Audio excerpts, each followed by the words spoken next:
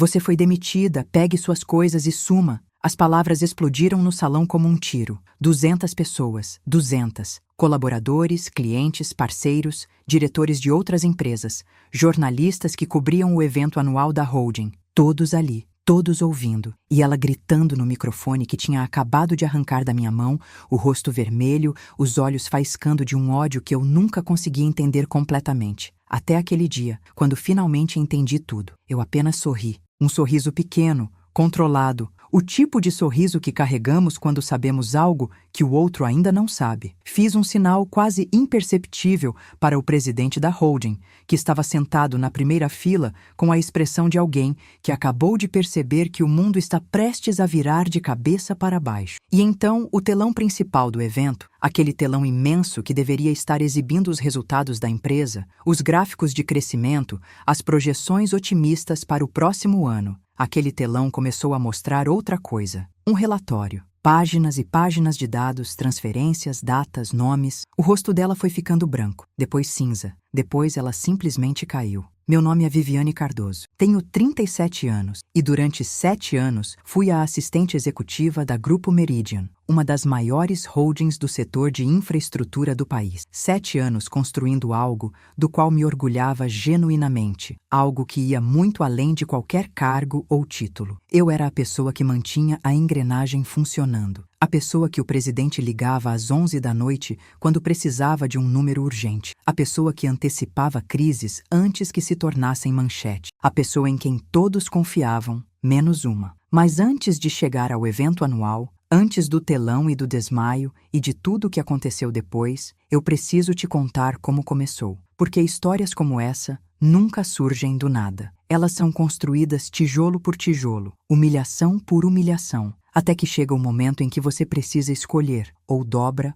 ou reage. E eu levei tempo demais para reagir. Ou talvez não. Talvez eu tenha reagido exatamente na hora certa. Quando entrei no Grupo Meridian, eu tinha 30 anos e um currículo que havia sido construído com muito sacrifício. Tinha me formado em administração com especialização em gestão empresarial, feito um curso de pós em finanças corporativas, pagando parcela por parcela com o salário de empregos anteriores e acumulado experiências em 3 empresas diferentes antes de finalmente conseguir uma entrevista na Meridian. A empresa era grande, séria, com uma reputação sólida no mercado. E a vaga era para assistente do Dr. Henrique Drummond, o vice-presidente executivo que respondia diretamente ao presidente da holding, Sérgio Andrade. Uma vaga difícil de conseguir, disputada, das que fazem diferença em uma carreira. A entrevista com o Dr. Henrique foi direta e objetiva. Ele era um homem de 52 anos, estatura mediana, cabelos grisalhos, ternos escuros e uma presença que transmitia autoridade sem precisar gritar. Me fez perguntas técnicas, situacionais, quis saber como eu reagia sob pressão, como gerenciava conflitos de agenda, como priorizava em momentos de crise. Respondi tudo com calma e precisão. No final, ele me olhou por um momento e disse: "Eu preciso de alguém em quem possa confiar cegamente. Você parece ser essa pessoa." Fui contratada na mesma semana. Os primeiros 2 anos foram os melhores da minha vida profissional. O Dr. Henrique era exigente, mas justo. Reconhecia quando eu fazia um bom trabalho, me consultava em decisões importantes e havia construído comigo uma relação de respeito mútuo que eu valorizava profundamente. Aprendi mais naqueles 2 anos do que em toda a minha carreira anterior combinada. Entendia o negócio, conhecia os clientes por nome, sabia os números de cabeça, gerenciava uma equipe pequena de apoio administrativo e era tratada como parte estratégica da organização. O doutor Sérgio, o presidente, vez ou outra me chamava diretamente quando precisava de informações rápidas e o doutor Henrique estava indisponível. Era a melhor versão possível de como eu imaginava minha vida profissional. E então, num evento social da empresa, conheci Renata Drummond. Ela entrou no salão como quem entra em um território que acaba de conquistar. Era alta, loira, com aquela beleza trabalhada e cuidada que exige dedicação diária e dinheiro constante. Usava um vestido vermelho que claramente não era por acaso. Renata era a segunda esposa do Dr. Henrique. A primeira tinha saído de cena anos antes de eu entrar na empresa. E os detalhes dessa história eu só viria a descobrir reconhecer muito depois. Naquele primeiro encontro, ela me cumprimentou com um aperto de mão que durou meio segundo, a menos do que o necessário, e um sorriso que não chegou aos olhos. Você é a Viviane, disse ela. Não foi uma pergunta, foi uma constatação com o peso de uma ameaça. Sou sim, respondi com naturalidade. É um prazer conhecê-la, doutora Renata. Ela me estudou por um momento, da cabeça aos pés, demorada, avaliando, e então virou as costas para cumprimentar outra pessoa. O Dr. Henrique, ao meu lado, teve o bom senso de parecer ligeiramente envergonhado. Desculpe, murmurou baixinho. Ela é assim no começo. Eu sorri. Disse que não havia problema e tentei convencer a mim mesma de que realmente não havia. O problema é que ela não era assim só no começo. Nas semanas seguintes, Renata começou a aparecer no escritório. Primeiro uma vez por semana, depois mais, às vezes com pretextos razoáveis, buscar o marido para um almoço, deixar documentos, participar de um evento, mas às vezes sem nenhum pretexto aparente, apenas circulando, observando, fazendo perguntas que soavam como conversas, mas que eu aprendi a reconhecer pelo que eram. Interrogatórios disfarçados de gentileza. Como você e Henrique organizaram a viagem para São Paulo? Note o você e Henrique, não o Dr. Henrique e a equipe. Não a agenda da empresa. Você e Henrique, como se eu fosse parte de uma equação pessoal da qual ela precisava entender os termos. Eu sempre respondia com profissionalismo absoluto. Detalhes da agenda, logística, participantes, objetivos de negócio. Nunca dei margem para interpretações. Mas Renata não estava interessada em margem. Ela estava interessada em criar narrativas e, para isso, não precisava de margem. Criava do nada mesmo. O primeiro incidente sério aconteceu 3 meses depois do nosso primeiro encontro. Eu estava na sala de reuniões pequena, a que ficava ao lado da sala do Dr. Henrique, finalizando uma apresentação para uma reunião importante com investidores no dia seguinte. Era quase 7 da tarde. O escritório estava quase vazio e eu estava concentrada, com fones de ouvido, revisando cada slide com atenção. Senti uma presença antes de vê-la. Levantei os olhos e Renata estava parada na porta, me observando com uma expressão que eu nunca tinha visto em um rosto adulto com tanta clareza. Ciúme puro, destilado, sem nenhuma tentativa de disfarce. O que você está fazendo aqui tão tarde? Ela perguntou. Preparando a apresentação para os investidores de amanhã, respondi, tirando os fones. O Dr. Henrique pediu que eu finalizasse ainda hoje. Henrique está em casa há 2 horas. Eu sei. Ele saiu depois que terminamos a parte estrutural. A revisão final ficou com eu. Ela ficou olhando para mim por um longo momento. Depois olhou para os papéis na mesa, para meu computador, para a garrafa d'água ao meu lado. Era como se estivesse inventariando a cena, procurando algo que confirmasse o que já havia decidido acreditar. Não encontrou nada, porque não havia nada a encontrar. Mas isso não importou. Você sabe que eu fico de olho em tudo aqui, né? Disse ela, finalmente, com uma leveza artificial que era mais ameaçadora do que qualquer grito teria sido, e saiu sem esperar resposta. Naquela noite, eu fiquei trabalhando até quase meia-noite. Fiz a apresentação perfeita. Mandei para o doutor Henrique por e-mail com um resumo de cada slide e uma nota sobre os pontos que eu achava que mereciam atenção especial. Depois fui para casa, sentei na beira da cama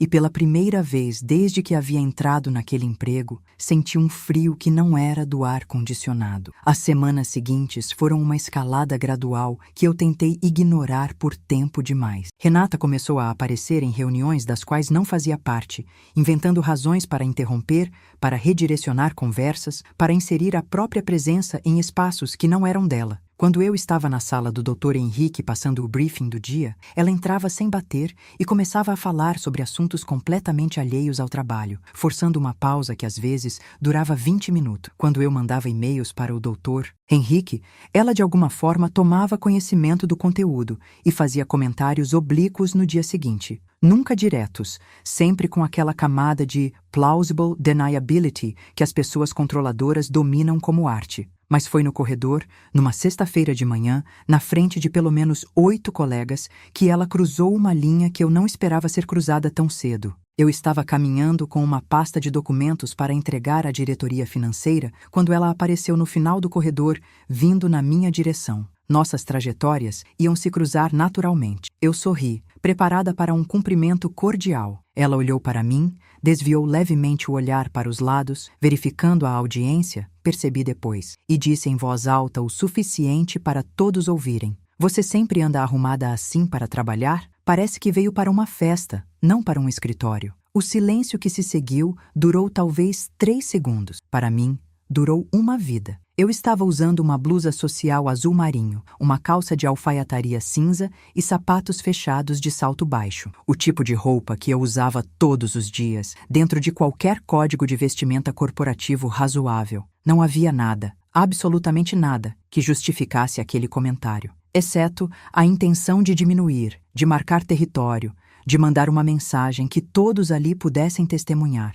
Eu respirei, senti o vermelho subir no meu rosto, senti a vontade de responder, de me defender, de perguntar em voz igualmente alta o que exatamente havia de errado com minha aparência. E então, escolhi não fazer nada disso. "Bom dia", disse, e continuei andando. Entrei no banheiro do andar, tranquei a porta do box e deixei as lágrimas virem. Não por muito tempo, 5 minutos talvez, o suficiente para soltar o que estava apertado no peito. Depois enxuguei o rosto, reapliquei o batom, me olhei no espelho por um segundo e disse a mim mesma em voz baixa: "Isso não acaba aqui." Eu não sabia ainda o quanto aquela frase seria verdade, não sabia o que estava por vir. Mas alguma coisa dentro de mim, naquele banheiro pequeno do 3º andar, começou a mudar de posição, como uma peça de xadrez que se move devagar, quase imperceptivelmente, para uma casa que vai importar muito mais tarde. Se você já foi humilhado no trabalho por alguém que não tinha nenhum direito real de fazer isso, alguém que usava de poder emprestado para te diminuir, deixa o like aqui agora, porque você vai entender cada segundo do que eu vou te contar. E se você ainda não se inscreveu no canal,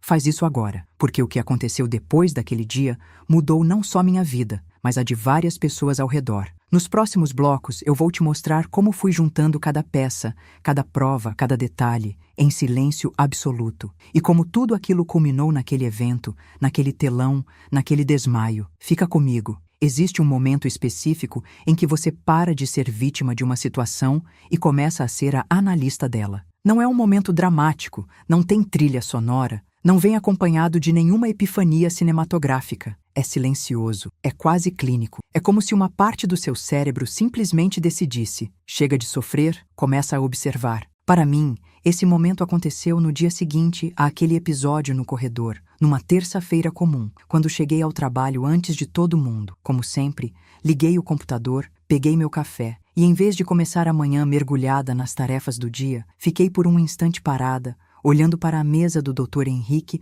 através do vidro da sala dele e pensei: o que eu sei sobre o que está acontecendo aqui e o que eu ainda não sei? Eram 2 perguntas diferentes. A primeira eu conseguia responder com alguma facilidade. Eu sabia que Renata tinha ciúmes infundados, que usava a influência sobre o marido para criar desconforto ao meu redor, que havia tomado como projeto pessoal a minha remoção daquela empresa. A segunda pergunta era mais interessante. O que eu ainda não sabia? Tudo o que estava por baixo da superfície, e eu tinha a sensação, que crescia a cada dia, de que havia muito mais por baixo daquela superfície do que ciúmes de esposa insegura. Comecei a prestar atenção de um jeito diferente, não o tipo de atenção vigilante e ansiosa de quem está com medo do próximo ataque. Aquilo eu já havia feito e me esgotara. Era uma atenção fria, curiosa, estratégica. Eu observava sem parecer que estava observando. Ouvia sem parecer que estava ouvindo, e comecei a anotar, não em nenhum lugar óbvio, não num caderno sobre a mesa ou num arquivo com um nome sugestivo no computador. Usava o bloco de notas do celular, uma pasta com senha, onde registrava datas, horários, frases, comportamentos. Nada que isolado significasse muito, mas que junto ia formando um padrão. E padrões, eu aprendi naqueles anos trabalhando com análise corporativa, são a linguagem real de qualquer situação. Tudo tem padrão, basta ter paciência para enxergar. O primeiro padrão que percebi foi nas visitas de Renata ao escritório. Ela não aparecia aleatoriamente, como eu havia assumido. Havia uma lógica. Ela aparecia especificamente nos dias em que o Dr. Henrique tinha reuniões importantes marcadas, reuniões das quais ela havia tomado conhecimento provavelmente pela agenda que ele deixava em casa ou por conversas que ele inadvertidamente compartilhava. E quando aparecia nesses dias, não ficava apenas no escritório dele. Circulava, entrava na sala de reuniões com pretextos, parava na copa para conversar, caminhava pelos corredores com aquela postura de quem está inspecionando um território. O segundo padrão foi mais perturbador. Renata conversava muito com Cecília, a gerente de recursos humanos. E não era uma relação orgânica, do tipo que se forma naturalmente ao longo do tempo. Era uma relação construída com intenção. Eu via Renata parar na sala de Cecília com frequência, vi as duas almoçarem juntas pelo menos 3 vezes num período de 1 mês, e comecei a notar que após essas conversas, Cecília me olhava de um jeito diferente, mais medida, mais cautelosa, como quem foi plantada com uma dúvida. Não confrontei ninguém, não fiz perguntas diretas, continuei fazendo meu trabalho com a mesma competência e dedicação de sempre. Na verdade, com ainda mais cuidado, porque eu sabia que qualquer erro seria amplificado. Mas por baixo da superfície tranquila, eu estava construindo um arquivo. Foi numa tarde de quarta-feira, durante uma das minhas rotinas normais de organização de documentos, que encontrei a primeira evidência concreta de que Renata era muito mais do que uma esposa ciumenta. Eu estava arquivando contratos de fornecimento para o sistema digital da empresa, quando notei uma inconsistência num pedido de serviços de consultoria de comunicação. O valor estava dentro do orçamento aprovado, os campos estavam todos preenchidos corretamente, mas havia algo estranho no nome da empresa prestadora de serviços: Renova Comunicações e Estratégia Ltda. Eu conhecia todos os fornecedores regulares da Meridian. Esse nome não me era familiar. Fiz uma pesquisa rápida no banco de dados interno. A empresa havia sido cadastrada como fornecedora há apenas 8 meses, sem processo de qualificação documentado, o que era irregular para o padrão da Meridian. Pesquisei o CNPJ externamente. A empresa tinha 2 anos de existência, sede em um endereço de escritório virtual em São Paulo, e seu contrato social listava como sócia administradora uma mulher chamada Patrícia Lousada. Esse nome não me dizia nada, por enquanto. Guardei a informação sem fazer nada imediato. Continuei pesquisando. Nas semanas seguintes, de forma discreta e metódica, fui verificando outros contratos de fornecedores incluídos nos últimos 12 meses. Encontrei mais 3 empresas com padrões similares: cadastro recente, processos de qualificação incompletos ou inexistentes, valores abaixo do limite, que exigiria a aprovação da diretoria completa, mas somados, representando um total que me fez engolir em seco quando calculei. Quase R$2 milhões em serviços de consultoria pagos a empresas que, nas minhas pesquisas externas, apresentavam endereços virtuais, estruturas mínimas e históricos comerciais quase inexistentes. Foi pesquisando uma dessas empresas que o nome Patrícia Lousada apareceu de novo, sócia em 2 delas, e então, num impulso, pesquisei o nome dela junto com o de Renata Drummond nas redes sociais. Encontrei uma foto de 2019, as duas juntas, num evento social, com uma legenda que dizia: com minha prima e grande amiga, prima. Patrícia Lousada era prima de Renata Drummond. Sentei na cadeira por um longo momento, olhando para a tela do computador. O café ao meu lado havia esfriado. Lá fora, o escritório tinha o ruído normal de uma tarde de trabalho. Telefonemas, conversas, o barulho distante de uma impressora. Tudo exatamente igual. E, ao mesmo tempo,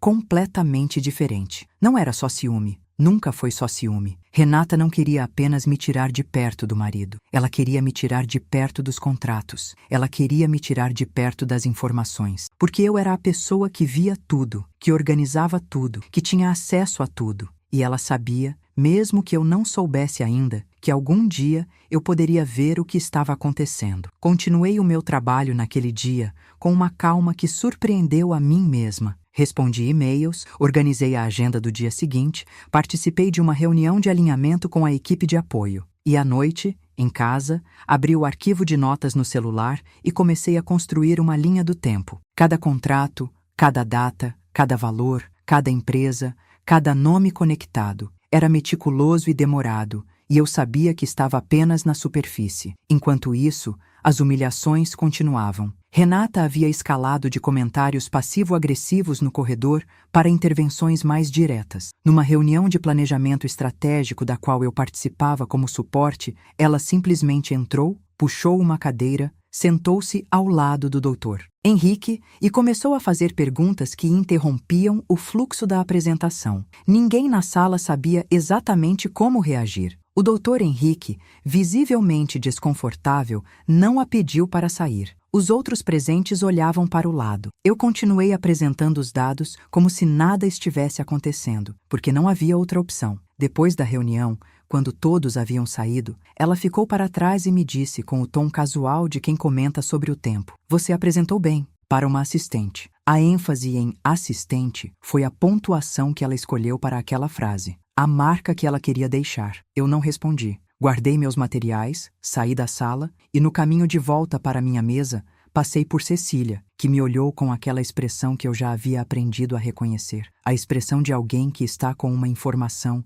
mas não sabe ao certo o que fazer com ela ainda. Eu a cumprimentei normalmente e continuei andando. Houve outro episódio, dias depois, que foi diferente dos anteriores, porque desta vez havia outras pessoas de fora da empresa presentes. O Dr. Henrique havia organizado um jantar de trabalho num restaurante próximo ao escritório com 2 clientes importantes, executivos de uma construtora que era parceira estratégica da Meridian há anos. Eu havia organizado todo o jantar, reserva, cardápio, briefing dos clientes, materiais de apoio. Era parte natural das minhas responsabilidades, e eu havia feito aquilo dezenas de vezes nos anos anteriores, sem nenhuma questão. Renata apareceu no jantar sem aviso. Ninguém a havia convidado. Ela simplesmente chegou, cumprimentou os clientes como se fosse anfitriã, sentou ao lado do marido e começou a inserir a si mesma na conversa de negócios com comentários que oscilavam entre o irrelevante e o contraproducente. Em determinado momento,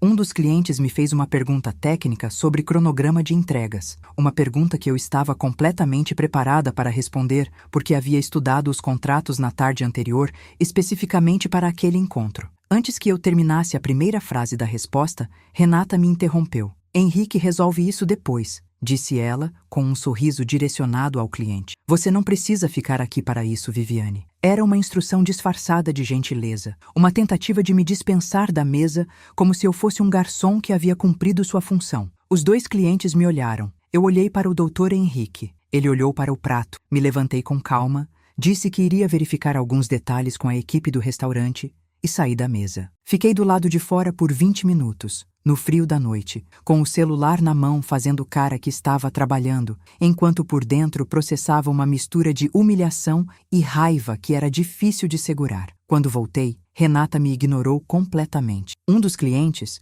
um senhor de uns 60 anos com jeito de quem já viu muita coisa no mundo corporativo, me olhou ao longo da noite com uma expressão que era difícil de interpretar, mas que eu li como algo próximo de simpatia. Aquele jantar ficou na minha memória não pela humilhação em si, mas pelo que me ensinou sobre como os abusos de poder se camuflam de educação. Renata nunca gritou, nunca xingou, nunca fez nada que pudesse ser formalmente documentado como assédio nos padrões usuais. Era tudo sutil, plausível, palatável para quem não estava no alvo. Era o tipo de coisa que, se você tentasse descrever para alguém de fora, soaria exagerada, sensível demais, coisa de quem não sabe lidar com as complexidades do ambiente corporativo. É por isso que esse tipo de comportamento persiste tanto, porque é projetado para ser invisível para todos, exceto para quem o sofre. Naquela semana, o Dr. Henrique me chamou para uma conversa que ele tentou tornar leve, mas que claramente não era. Fechou a porta da sala,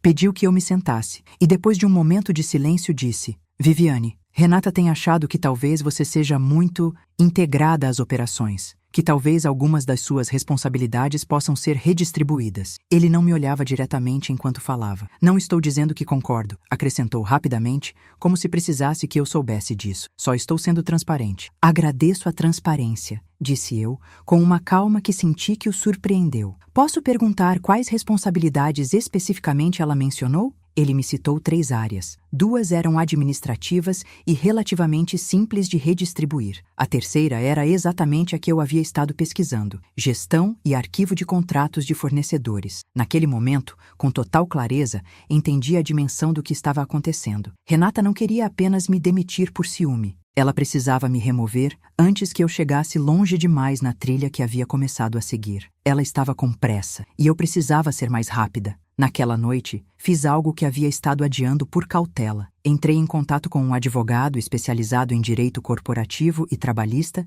que havia conhecido num evento da empresa 2 anos antes. Marcamos uma reunião para a semana seguinte. Não disse nada específico por mensagem, apenas que tinha uma questão profissional delicada que precisava de orientação. Comecei também a salvar cópias de tudo. Não nos sistemas da empresa, isso seria imprudente e potencialmente problemático do ponto de vista legal, como o advogado me explicaria depois. Documentava o que era público, o que estava nos sistemas que eu tinha acesso legítimo, o que estava em correspondências que me eram copiadas por natureza do cargo. Cada documento relevante, cada e-mail que cruzava informações, cada contrato que levantava questões, tudo com data, contexto e a narrativa do que eu havia observado. Eu não sabia ainda se teria coragem de usar aquilo, mas sabia que precisava ter, porque a tempestade estava chegando. Eu sentia isso em cada conversa truncada, em cada olhar de Cecília, em cada visita de Renata ao escritório. E quando ela chegasse, eu precisava estar preparada para não apenas sobreviver a ela,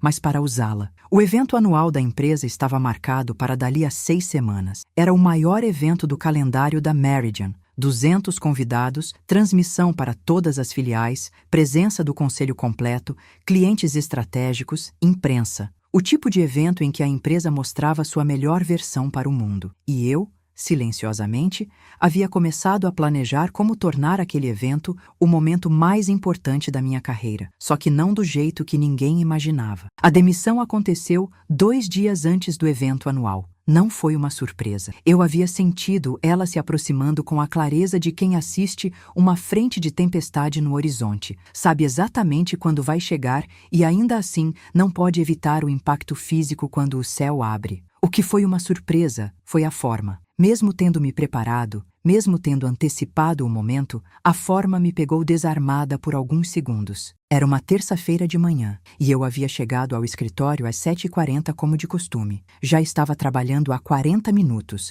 quando Cecília apareceu na minha mesa, com a expressão de quem está executando uma tarefa desagradável e não encontrou ainda uma maneira de se sentir bem com isso. Me pediu que a acompanhasse até a sala de reuniões principal. Disse que era importante. Não disse mais nada. Dentro da sala estavam Cecília, o Dr. Henrique e Renata. Renata estava sentada na ponta da mesa com uma postura que era quase uma performance de autoridade, os ombros eretos, as mãos juntas sobre a mesa, um meio sorriso que ela mal conseguia conter. O Dr. Henrique estava ao lado dela, olhando para baixo. Não conseguiu me encarar quando entrei. Cecília conduziu a conversa com a linguagem asséptica do RH em situações difíceis. Reestruturação de equipe, realinhamento de funções, agradecimento pelos serviços prestados. Eu ouvi tudo sem interromper. Quando ela terminou, foi Renata quem falou, e ela não usou linguagem de RH. Acho que você entende que às vezes pessoas e ambientes não combinam mais, disse ela, com aquele tom de quem acha que está sendo generosa ao oferecer uma saída com dignidade, mas na verdade está saboreando cada sílaba. É melhor para todos. Olhei para o Dr. Henrique. Ele levantou os olhos por meio segundo e os desviou de volta para a mesa. Era um homem que havia perdido a si mesmo em algum ponto ao longo daquele casamento. E a parte mais triste disso era que ele nem parecia ter percebido. Entendo, disse eu. E era verdade. Eu entendia perfeitamente. Só que de um jeito que nenhum dos 3 presentes naquela sala poderia imaginar. Me levantei, agradeci formalmente pelo tempo na empresa e perguntei a Cecília sobre os procedimentos de desligamento. Ela me explicou que eu poderia usar o restante daquele dia para organizar meus pertences e que teria acesso ao sistema apenas até às 6 da tarde. Anotei tudo mentalmente, agradeci novamente e saí da sala com a mesma postura com que havia entrado. Fui até minha mesa, peguei minha bolsa, meu caderno pessoal, a caneta que havia ganhado de presente da minha mãe quando fui aprovada no curso de pós-graduação, a foto pequena que ficava em cima do computador. Eram poucos pertences. Eu sempre fui minimalista nesses aspectos. E então, antes de sair, fiz uma coisa que havia planejado com cuidado. Sentei no computador pela última vez, abri o sistema de contratos e imprimi um relatório de consulta pública. uma funcionalidade disponível para qualquer usuário do sistema, que consolidava informações gerais dos fornecedores ativos nos últimos 24 meses. Era um documento de acesso padrão, nada que eu não tivesse direito de imprimir. Dobrei as folhas, coloquei na bolsa e apaguei o histórico da impressão por hábito profissional. Alguns colegas perceberam que eu estava saindo. Paula, da equipe de projetos com quem eu havia trabalhado mais de perto nos últimos 2 anos, veio até mim com os olhos marejados e me abraçou sem dizer nada por um longo momento. Rodrigo, do financeiro, apertou minha mão com força e disse baixinho: "Todo mundo sabe o que está acontecendo aqui." Não respondi nada além de um sorriso. Mas aquela frase ficou comigo enquanto descia no elevador e saía pelo saguão para a luz forte da manhã lá fora. Todo mundo sabia. Era importante lembrar disso. Naquela tarde, fui ao escritório do Dr. Marcos Vidal, o advogado com quem havia me reunido na semana anterior. Levei tudo o que havia documentado. Não apenas o relatório impresso daquela manhã, mas os meses de anotações, as pesquisas externas, as conexões que havia estabelecido entre os fornecedores e Patrícia Lousada, a prima de Renata. Espalhamos tudo na mesa dele e passamos 3 horas organizando, verificando, classificando. Havia um momento, no meio daquela reunião, em que o Dr. Marcos pausou sobre um dos documentos e ficou olhando para ele por um tempo longo. Depois levantou os olhos para mim. "Você coletou tudo isso enquanto ainda estava empregada, em paralelo com suas funções normais, sem que ninguém percebesse?" Eu confirmei. Ele assentiu devagar, com a expressão de alguém avaliando uma habilidade que não esperava encontrar. "Você tem instinto investigativo", disse ele. Não foi exatamente um elogio, era mais uma observação técnica, mas guardei aquela frase. O Dr. Marcos foi direto. Havia material suficiente para uma denúncia formal de irregularidades contratuais ao conselho da holding. Não era prova de crime no sentido estrito ainda. Seria necessária uma investigação interna ou externa para confirmar, mas era material suficiente para obrigar tal investigação. "Você quer entrar com isso?" Ele me perguntou. "Está consciente das implicações?" "Estou", disse eu. Mas havia algo que eu queria antes de qualquer denúncia formal. Havia algo que eu queria fazer no evento anual de quinta-feira. Expliquei ao Dr. Marcos o que havia pensado. Ele me ouviu com a expressão de um homem acostumado a ouvir estratégias legais complexas e que está decidindo em tempo real se a que está ouvindo é brilhante ou imprudente. Quando terminei, ficou em silêncio por um momento. "Você precisaria de autorização expressa de alguém de dentro", disse ele finalmente. "Alguém com poder real na organização." "Eu sei", respondi. "E eu tenho esse alguém." Havia uma preocupação legítima que o Dr. Marcos levantou antes de eu sair do seu escritório. O risco de que o evento público pudesse ser interpretado como tentativa de constrangimento ou difamação, mesmo que as informações fossem verdadeiras. "A verdade é defesa", ele me explicou. "Mas a forma de apresentação importa. O ideal é que a divulgação seja conduzida ou explicitamente sancionada pela própria liderança da empresa, não por uma ex-funcionária agindo sozinha." Era exatamente por isso que a conversa com o Dr. Sérgio era indispensável. Sem ele, minha ideia era juridicamente arriscada. Com ele, ela se tornava um ato institucional. Dr. Sérgio Andrade, o presidente da holding, me havia ligado diretamente em 2 ocasiões nos últimos 3 meses em busca de informações que ele normalmente pediria ao Dr. Henrique. Na segunda vez, antes de desligar, ele havia dito algo que eu havia guardado com cuidado. "Viviane, se você um dia tiver alguma preocupação sobre algo que esteja acontecendo aqui e não se sentir confortável em falar com Henrique, minha porta está aberta." Era uma das frases que as pessoas de poder às vezes dizem sem necessariamente esperar que sejam tomadas ao pé da letra. Mas eu havia tomado. Liguei para Dr. Sérgio naquela mesma tarde. Disse que precisava de uma conversa urgente e confidencial antes do evento de quinta-feira, que havia algo relevante que ele precisava saber. Houve uma pausa. Depois, amanhã às 7 da manhã, aqui no meu escritório. A reunião com o Dr. Sérgio na quarta-feira de manhã durou 1 hora e 20 minutos. Levei tudo organizado numa pasta. Apresentei cada ponto com clareza e objetividade, sem dramatismo, sem emoção excessiva, do jeito que havia aprendido a apresentar dados em 7 anos de trabalho corporativo. Ele me fez perguntas precisas, quis ver documentos, verificou algumas informações no próprio sistema enquanto estávamos ali. E foi ficando progressivamente mais sério, com aquele silêncio específico de quem está processando algo que confirma as suspeitas que havia tentado ignorar. Quando terminei, Ele ficou olhando para a pasta na mesa por um longo momento. Isso é sério, disse ele finalmente. Eu sei, respondi. E você foi demitida ontem. Fui. Outro silêncio. O que você quer que eu faça? Expliquei o que havia pensado. A reação dele me surpreendeu. Não pela concordância que eu havia antecipado como possível,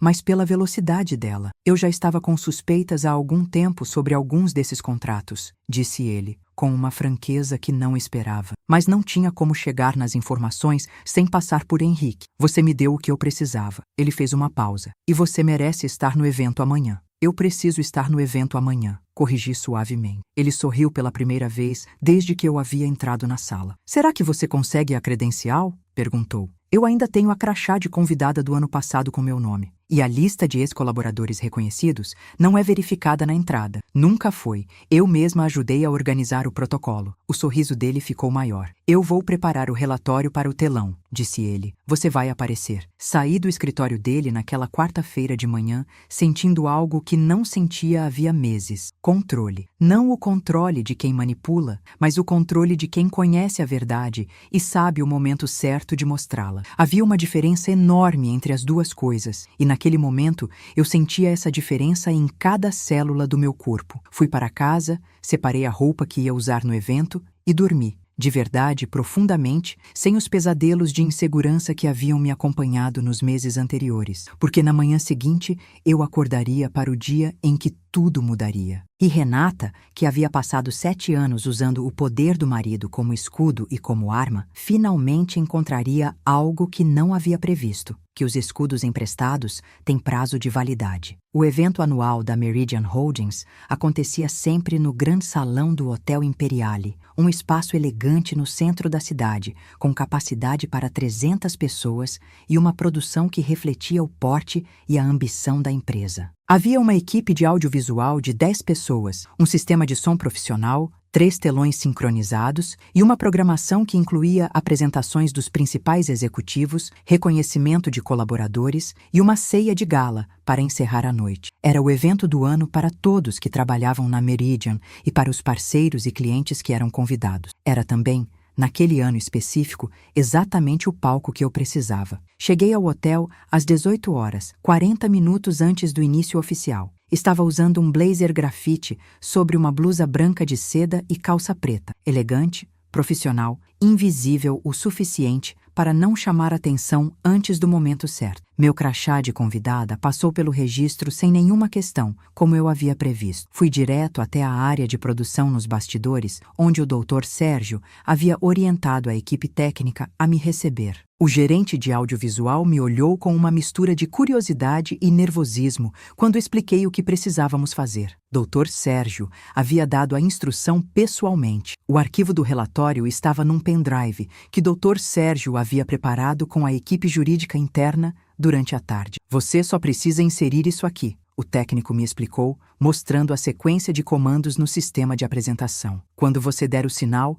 entra automaticamente em todos os telões. Entrei no salão às 18h40, quando os primeiros convidados começavam a chegar. Me posicionei discretamente numa área lateral, de onde tinha visão completa do palco e da mesa principal, onde os diretores e o presidente se sentariam. Fiquei observando as pessoas chegarem, cumprimentarem-se, tomarem seus lugares. Vi colegas que haviam trabalhado comigo, alguns me viram de volta e franziram o senho com surpresa, mas nenhum se aproximou, porque o ambiente ainda estava num registro social e ninguém queria criar uma situação desconfortável. Vi o Dr. Henrique chegar com Renata. Ela estava impecável, vestido azul royal, cabelo perfeitamente arrumado, sorriso de quem é a anfitriã de um evento que na verdade não é seu para ser anfitriado. Cumprimentava as pessoas com a familiaridade de quem confunde frequência com pertencimento. Entrou no salão como se o salão fosse dela, como se a empresa fosse dela, como se tudo fosse dela. Não me viu. Ainda. O evento começou às 19 horas em ponto com um vídeo institucional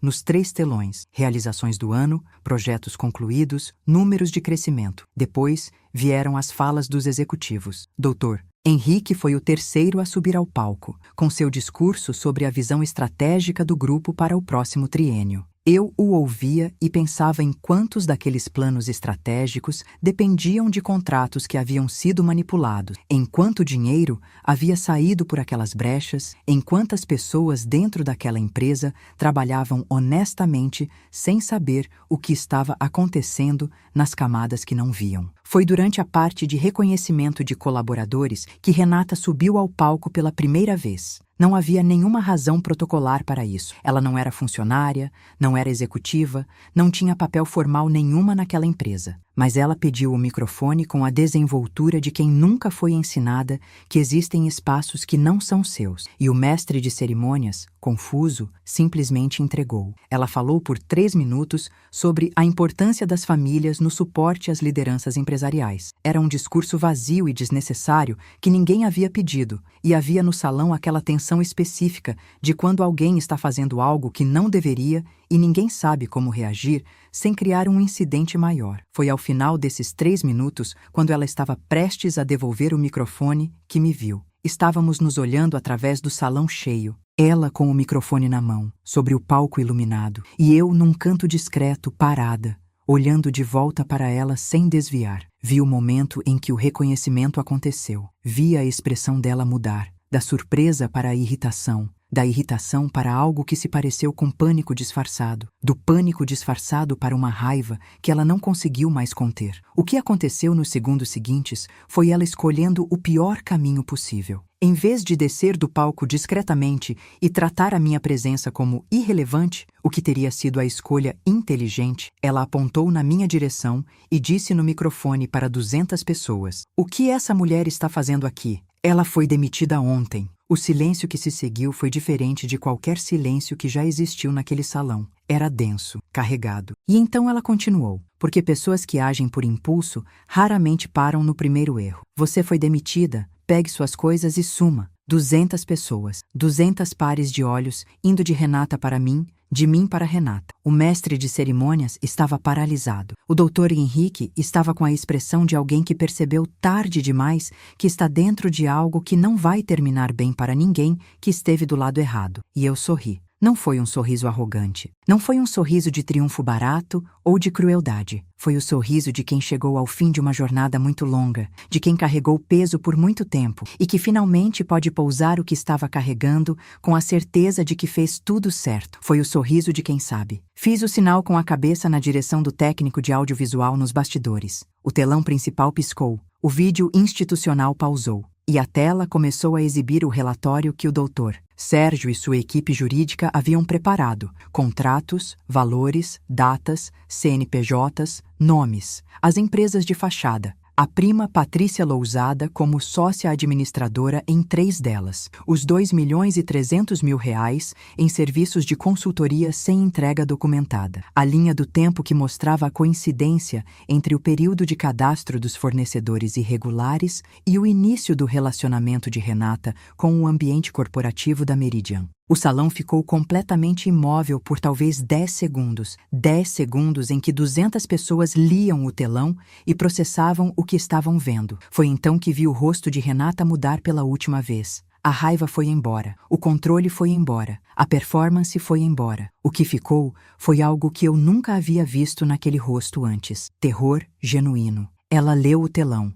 Leu de novo, e então olhou para o Dr. Henrique com uma expressão que era ao mesmo tempo uma pergunta e uma confissão. Ela caiu, simplesmente. Os joelhos dobraram e ela caiu, e o microfone bateu no palco com um som alto e metálico que quebrou o silêncio do salão e deflagrou o caos controlado que se seguiu. Pessoas se levantando, seguranças se movendo, alguém chamando emergência. Fiquei onde estava. Não me movi para o palco, não me aproximei. Não disse nada. O trabalho estava feito. O resto não era mais comigo. Doutor Sérgio Andrade, que havia ficado sentado na primeira fila durante tudo aquilo com uma compostura que só quem estava preparado conseguiria manter, se levantou lentamente, ajustou o paletó e subiu ao palco. Pediu calma ao salão. Disse que a empresa tomaria as medidas necessárias para esclarecer tudo o que havia sido apresentado, que a direção estava ciente da situação e que os processos corretos seriam seguidos, que pedia a compreensão de todos os presentes. Depois desceu do palco,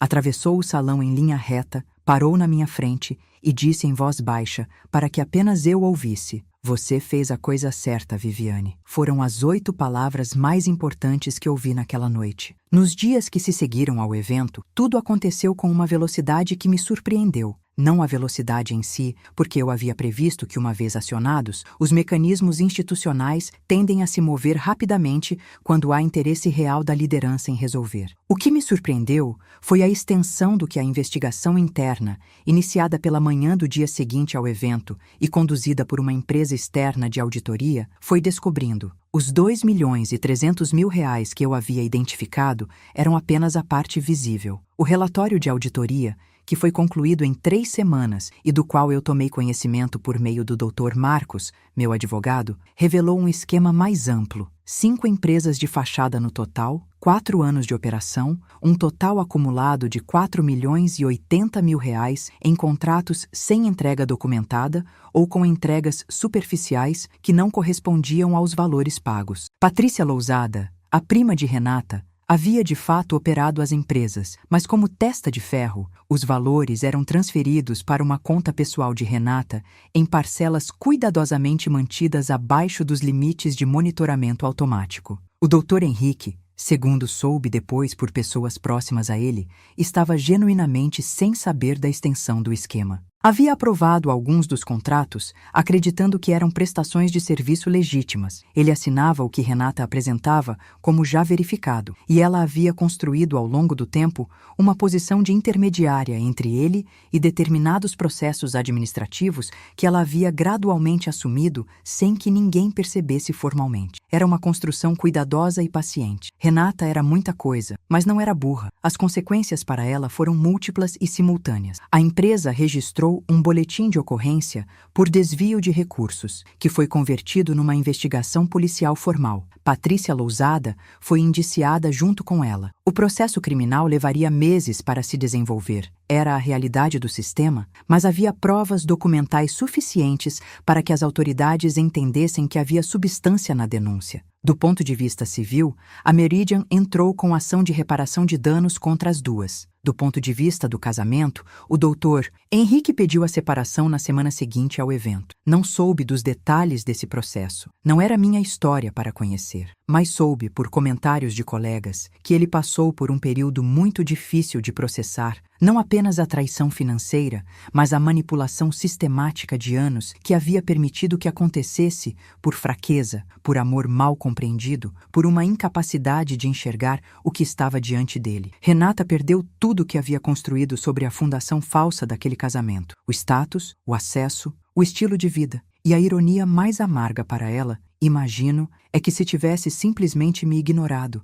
tivesse me deixado fazer meu trabalho em paz, as chances de eu chegar tão fundo nas irregularidades dos contratos seriam muito menores. Fui empurrada para aquela investigação pela sensação de ser ameaçada. Ela me transformou num instrumento da própria queda. Cecília, a gerente de RH, enfrentou uma revisão da sua conduta durante o processo. Havia sido usada como intermediária por Renata sem compreender completamente o que estava fazendo, mas havia tomado decisões que afetaram minha situação profissional com base em informações enviesadas. Ela me procurou pessoalmente, semanas depois, para pedir desculpas. Foi uma conversa difícil e honesta, dessas que ninguém quer ter, mas que às vezes são necessárias. Aceitei as desculpas. Guardar rancor de alguém que foi manipulada não me pareceu uma escolha que valesse o custo emocional. No que me diz respeito, a trajetória tomou um rumo que eu não havia planejado, mas que, olhando para trás, parece ter sido exatamente o certo. No que me diz respeito, a trajetória tomou um rumo que eu não havia planejado, mas que,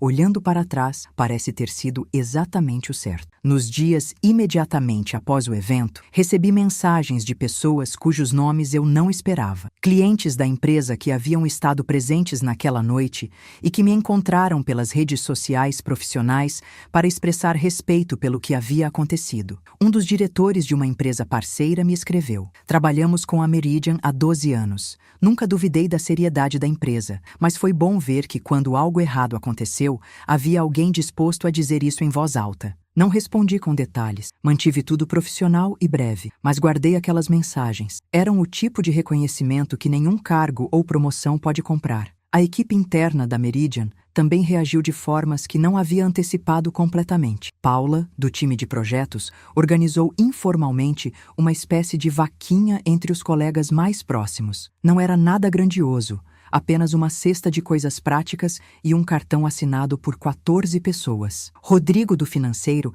apareceu na porta do meu apartamento num sábado, com a cesta e o cartão e com a expressão de alguém que não sabe muito bem o que dizer, mas quer que você saiba que está lá. Chorei um pouco. O tipo de choro que não é de tristeza, mas de alívio. O alívio de perceber que as conexões que você construiu ao longo de anos não evaporam quando a estrutura formal ao redor delas desaparece. 3 dias após o evento, o Dr. Sérgio me ligou. Não para conversar sobre o andamento da investigação, mas com uma proposta. Ele havia falado com o conselho da holding sobre a situação e sobre meu papel em expô-la. O conselho havia concordado que minha demissão havia sido irregular, conduzida sob influência de interesses pessoais de terceiros sobre o Dr. Henrique, sem embasamento profissional real, e que havia uma dívida da empresa para comigo. Dr. Sérgio me ofereceu recontratação imediata, com um cargo que não existia antes na estrutura da empresa, gerente de compliance e governança corporativa, um cargo criado para alguém que havia demonstrado na prática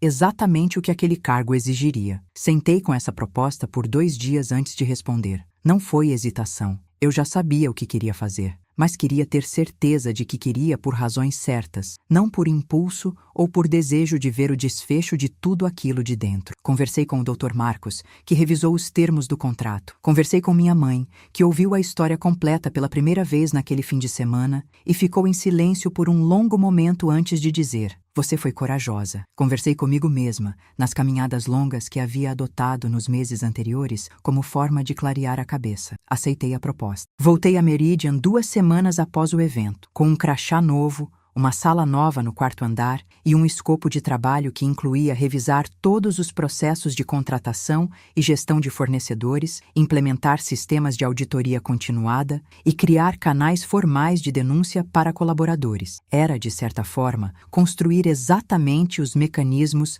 que, se tivessem existido antes, teriam tornado impossível o esquema que havia sido operado. Paula, do time de projeto, me recebeu com um abraço no corredor no primeiro dia. Rodrigo, do financeiro, parou na porta da minha sala nova para dizer "bem-vinda de volta", com um sorriso que me fez sentir que o que havia sido quebrado estava sendo reconstruído. Havia um ânimo diferente no ambiente, não eufórico, não o tipo de ânimo fácil que se desfaz rapidamente, mas algo mais sólido, o tipo de ânimo que vem quando as pessoas percebem que a verdade eventualmente aparece e que a instituição foi capaz de honrá-la. O Dr. Henrique permaneceu na empresa por mais 4 meses após o evento antes de pedir demissão voluntariamente. Ele me procurou uma vez antes de ir, numa tarde, e disse que queria me pedir desculpas pessoalmente. Era um homem que havia envelhecido visivelmente em poucas semanas. Não o tipo de envelhecimento físico, mas aquele interno, de quem processou uma perda grande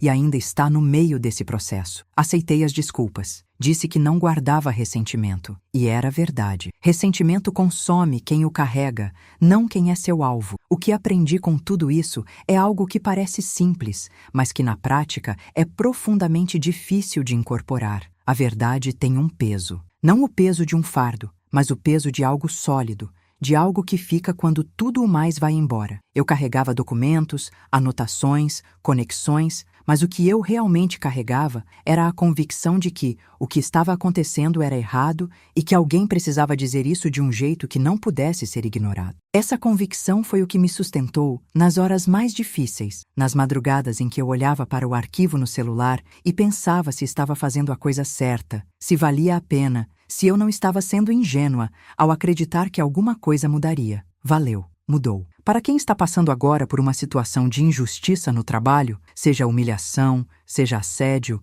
seja algum tipo de manipulação que você ainda não sabe exatamente como nomear, eu quero te dizer isso com toda a clareza que consigo reunir. O que você está sentindo é real. A injustiça é real. E você não é obrigado a aceitar em silêncio simplesmente porque o silêncio parece o caminho mais seguro ou mais fácil. Às vezes, o silêncio é necessário taticamente, como foi o meu, mas há uma diferença enorme entre o silêncio como estratégia e o silêncio como rendição. Um fortalece, o outro destrói. Documente, observe, busque apoio de quem tem conhecimento para ajudá-lo, jurídico, profissional, pessoal, e confie que a verdade, quando apresentada com clareza e com provas, tem um poder que nenhuma manipulação consegue anular indefinidamente. Renata apostou que eu nunca teria coragem de usar o que havia descoberto. Apostou que o medo da demissão, do conflito, das consequências me manteria quieta e pequena onde ela queria que eu ficasse.